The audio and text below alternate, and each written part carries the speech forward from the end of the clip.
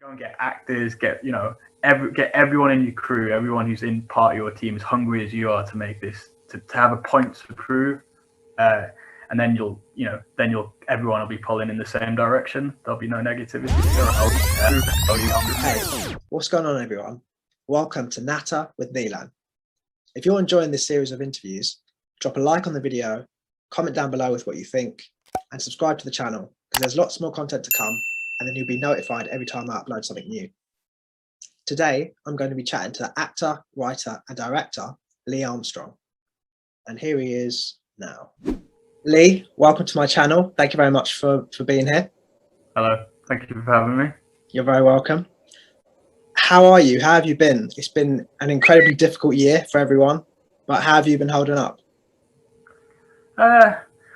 It's been a bit frustrating at times because a lot of projects have been put on hold and stuff, or I guess you kind of feel like you might have had, just before lockdown happened, I had a really good year artistically, and a lot of things were a lot of momentum was coming up, and then and that just sort of puts a damp, or you feel that sort of put a dampener on that, I think as a creative to have momentum is really handy. So yeah, but I think as an artist in general, or working as an actor or writer, I've nearly done it for 10 years now, and you just become so you're like a mercenary, you become so flexible with shit hitting you from all sorts of angles that you just find a way of surviving. And I think that's what most artists do for most of their lives until they finally strike gold, is just be sort of flexible and try and make do.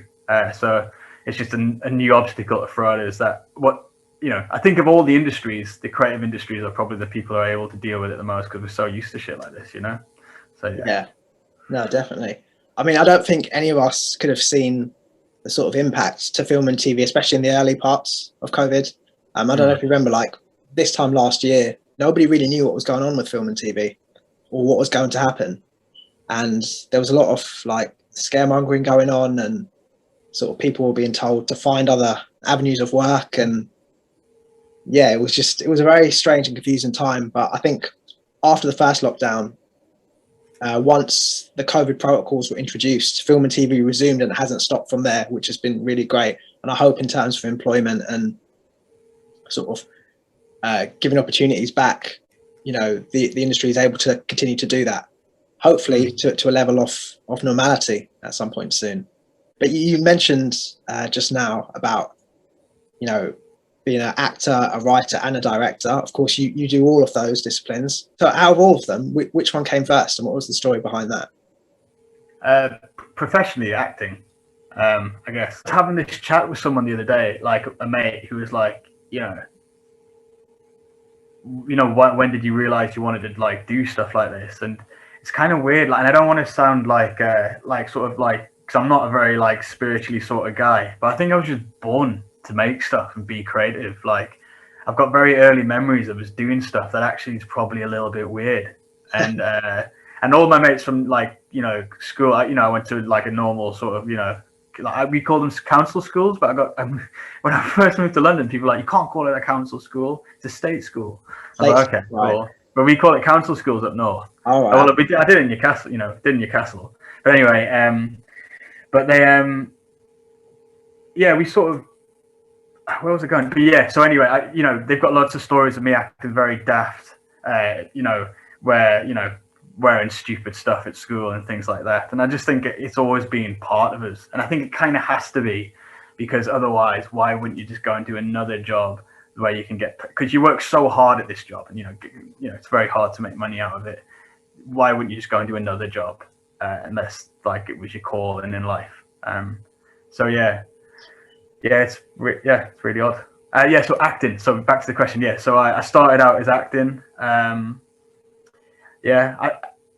sort of went to National Youth Theatre, and then I did I went to East 15 acting school, and then I worked professionally as an actor. I still work professionally as an actor. I still, do work I'm quite proud of. But yeah, and then I've recently started, and I've always written, but I never shared anything that I wrote.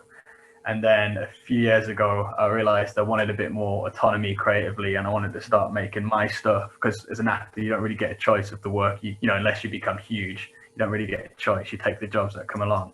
And I wanted to create stuff that was more deep and meaningful to me. So then I started writing and directing my own shorts. So yeah. Well, yeah, I mean, speaking of that, I'd like to ask you a bit about your latest short film, Liverpool Ferry. Can you tell us a bit about that and sort of what the intention was behind it? Yeah, I mean, what is the? I find these like chats, because I feel like the minute everyone, yeah, I don't know what the reason was or what like dragged us to that issue and made me want to write about it. I don't know. I mean, there is a slight personal issue which I'm not going to go into in this, but yeah, I just thought it would be an interesting story to write about, like, and I thought I'm not from Northern Ireland, so when I was trying to find a way of adding extra obstacle and conflict to it, like this story about abortion that someone had told me, that I was like, oh well, you know, Northern Ireland had at the time when I wrote it that law going on, where I mean they're sort of changing it, but not really changed it. Like I read recently that they're gonna like they're gonna try and redact the laws that they've changed. They've changed it for positive, so that, you know, women can get abortions if they want to, but they're gonna, apparently there's some push to get that taken back again. So yeah, sort of, yeah, it was just an issue that interested me, and I thought, well, I could set it in, you know, setting it in Northern Ireland, there's that an extra conflict, the extra stakes, you know, extra obstacles, and that's what you're kind of trying to do as a writer, is finding you know, find something you're interested in and then stick it somewhere where you can find the most obstacles. And yeah, and that's why, you know, that sort of happened, I guess. It's a very backward way of thinking. Like I didn't like you know, didn't like wake up one day and was like, I'm going to take this issue on. It was just a really gradual process, and it's very hard later on to then deconstruct how you ended up writing about that. So yeah, don't know if that answers the question, but yeah. No, yeah, it definitely does. As you were alluding to, you know, your short film Liverpool Ferry, it does deal with some quite serious subject matter, and I was just wondering, from the directing point of view, was the mood on set reflective of that seriousness, or did you intentionally want to maybe steer it in the opposite direction? Yeah, I mean, because it is such a you know, difficult subject matter. Difficult, but you know, it can be difficult, seen as difficult. And I'm not a very, you know, I'm not a very intensely dark person. And actually, the story, the film itself, isn't that dark, really. Like, it's more of a coming of age road movie in a way. What I've turned it into, with loads of daft jokes and stuff like that along the way. And you're not really aware that it's an abortion film until later on. Like, there's sort of a twist on it where you finally catch up with what this young couple are, who are arguing, running away from home, are doing. So yeah, like a lot of the stuff I want to make, like, yes, has deeper meaning to it, but it's also like funny and like dark comedy. You know, it's basically what I'm into. I think it kind of, that genre, dark comedy, is basically how I see life or the world. Is, you know, my day to day goes from comedy to tragedy all the time, you know, just in, you know, hour by hour sometimes. And even if you like look at the way your thoughts work, like often I'm going from thinking very silly stuff to thinking like quite dark, miserable stuff, all within like, you know, 5 minutes or whatever. And I think in a filmic form, it's something that can, it's something that is more accessible to everyone, where you can look at darker subjects, but because there's lighter moments as well as dark moments, you're not turning anyone off, like you're keeping people engaged. So yeah, that's my sort of view on, and my take on the short film, I guess. And all my writing's sort of like that, really. I like watching people, I like the audience watching characters who are empathetic fail, yeah, in a comedic way. So yeah. I mean, speaking of the audience, what would you like an audience to get out of watching Liverpool Ferry, ideally? I just think just a sort of appreciation of how complicated, you know, I think like when you look at that issue,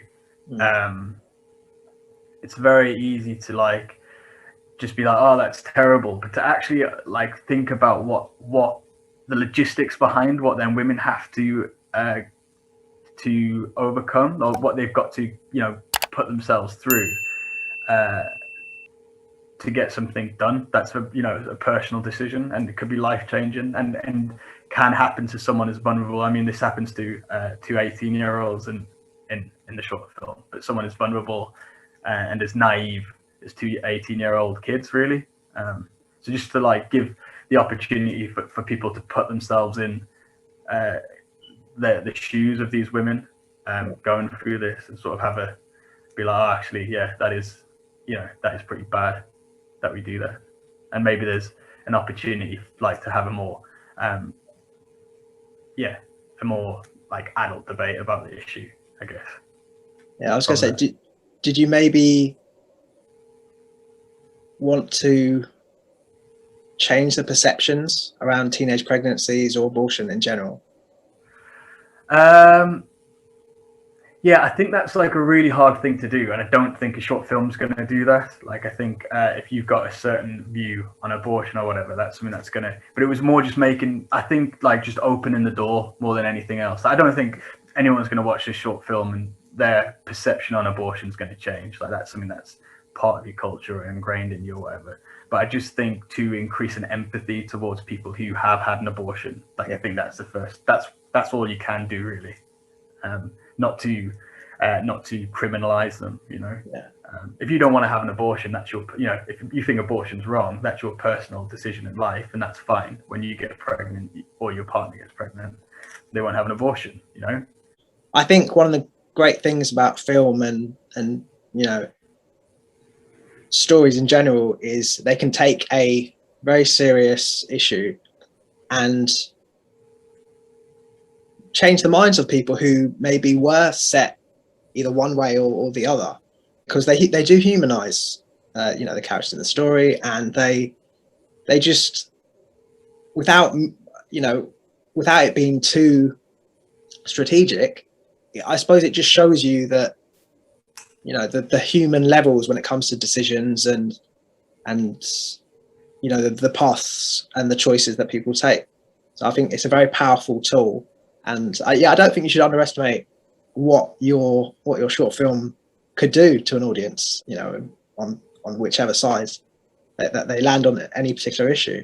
And this was a short film that was supported by BFI Network and Film Hub North. So I was wondering, what was that support like? How did they go about supporting you? Well, I mean, they gave us the money to make it, which is always like a good start. I mean, their support was just. I mean, their support isn't more about the projects. With that project, it was they gave us the money and then they let us go and make something, and then. But BFI is more than that. Like, BFI is like when they find someone that they like, is they sort of back their sort of career in a way. They send you, there's Zoom seminars at the minute. You go to Zoom seminars, or you go or they link you up with producers.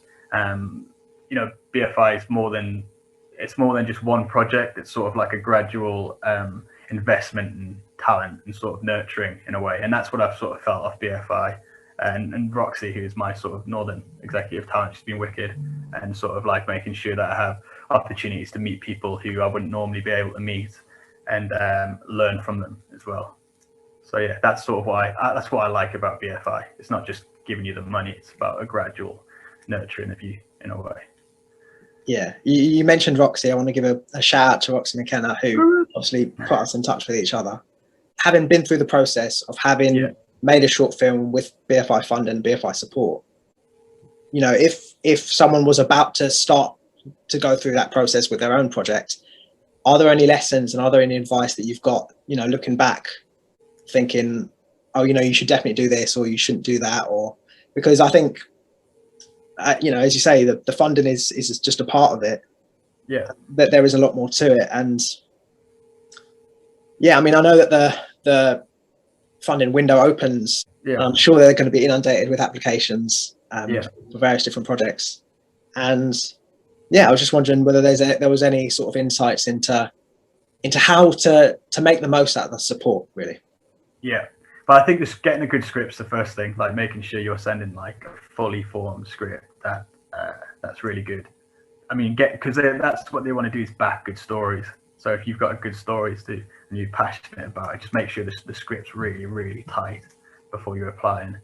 I think like when it comes to more production levels,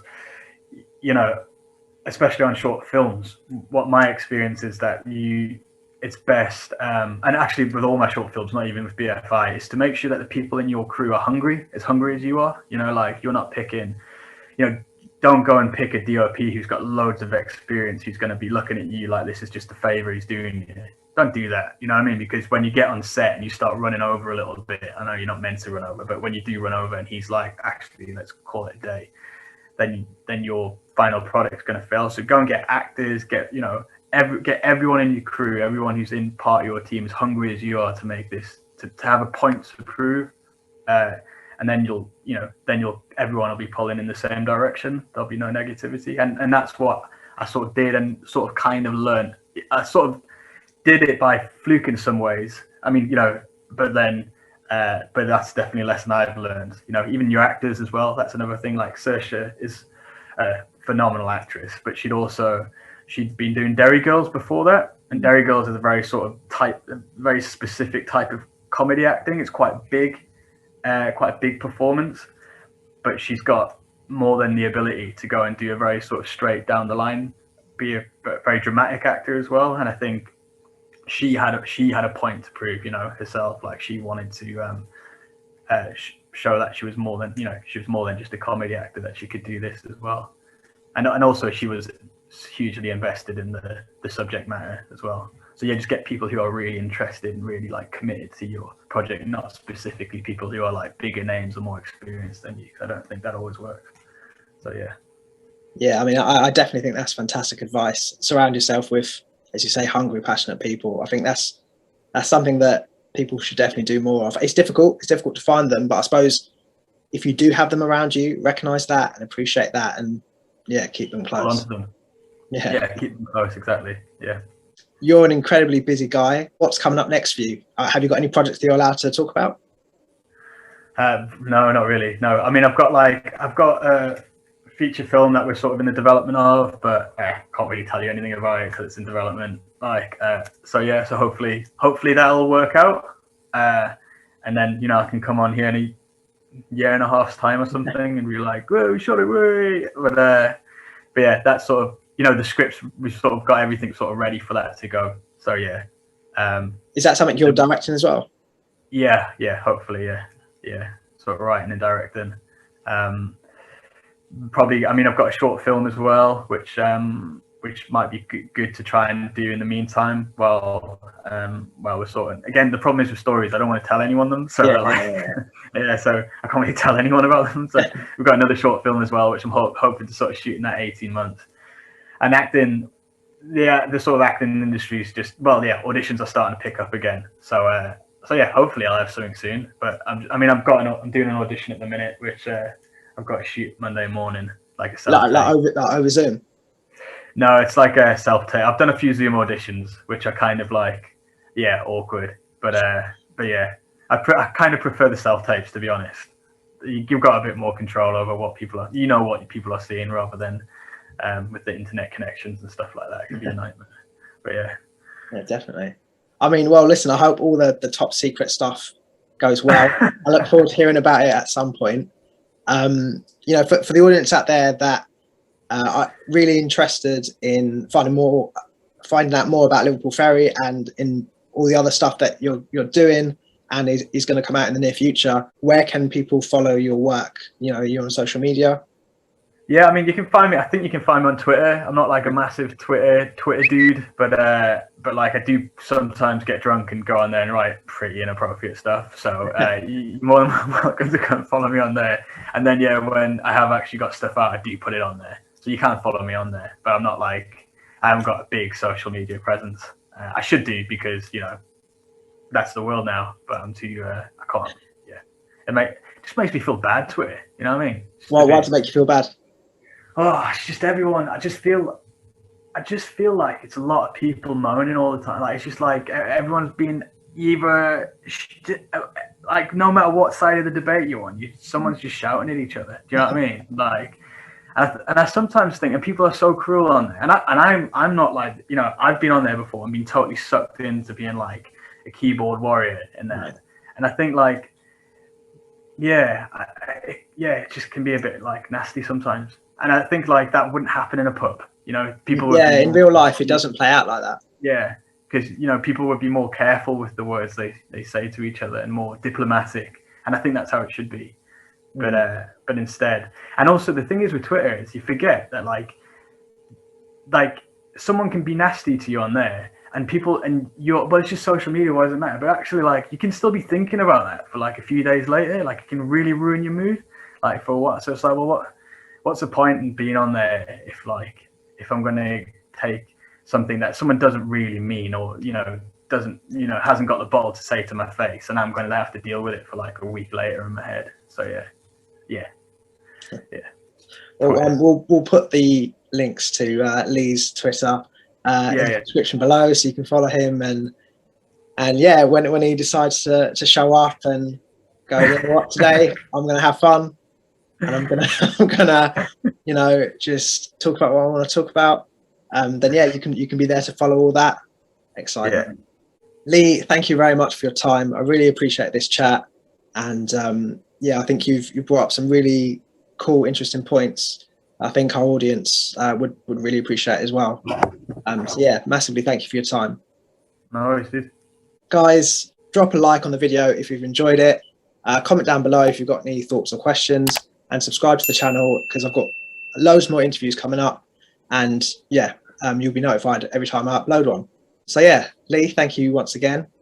And guys, I'll see you guys later.